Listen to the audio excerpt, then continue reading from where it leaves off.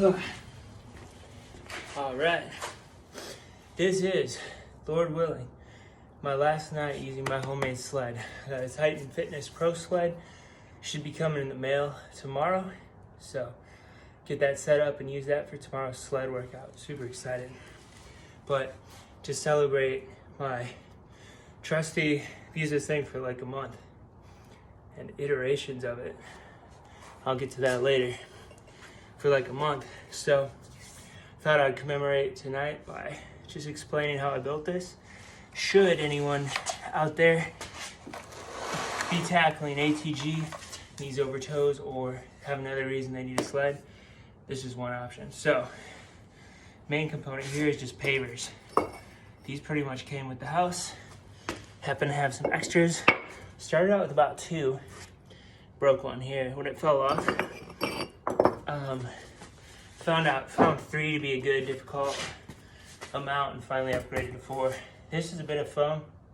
You don't need this except when you're pushing this sled, which we do sometimes. I found this foam really helpful to push against there. Otherwise it was somewhat painful to push against the brick. So I'll take these bricks off here and show you what I've been working with. At the bottom here, basically have a plank, got a replaceable runner underneath, some construction screws holding everything together, rope. All right, so let's start with the rope. I got 10 foot of this thick yellow dock line from Home Depot. They cut it for you. I don't know how strong it is, in the several 100-pound range, but it's nice and thick. It's not bad to grip onto. And then I got a 4-pack of these husky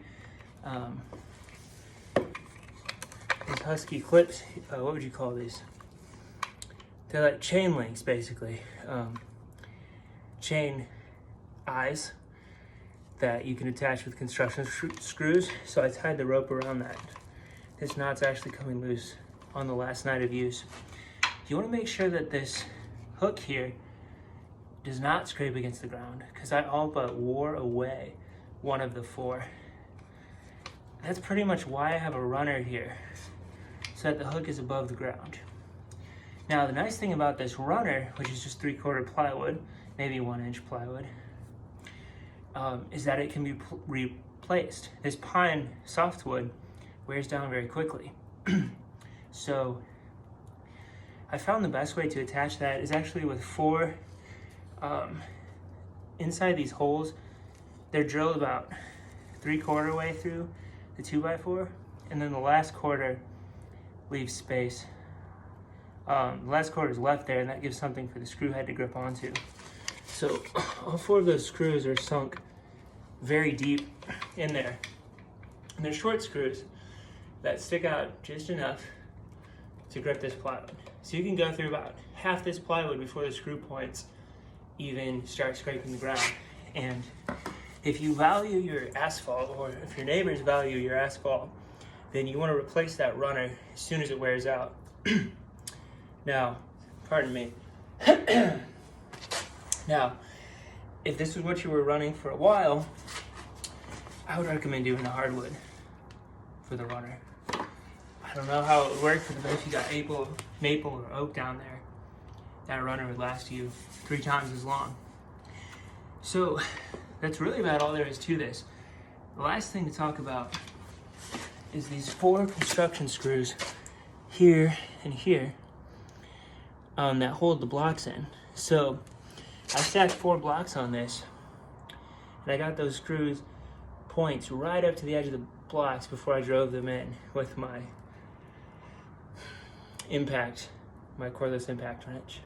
So that actually makes these screws hug the blocks pretty tightly. So your bottom layer of 4 blocks, the 2 on the bottom are not going to move at all, which is great. The 2 on the top slide, but as long as you push from the right place and don't pull over, don't jerk when you pull, and don't get this bottom lip stuck on anything, the top ones don't fall off. So I would say that I've used a sled like this for,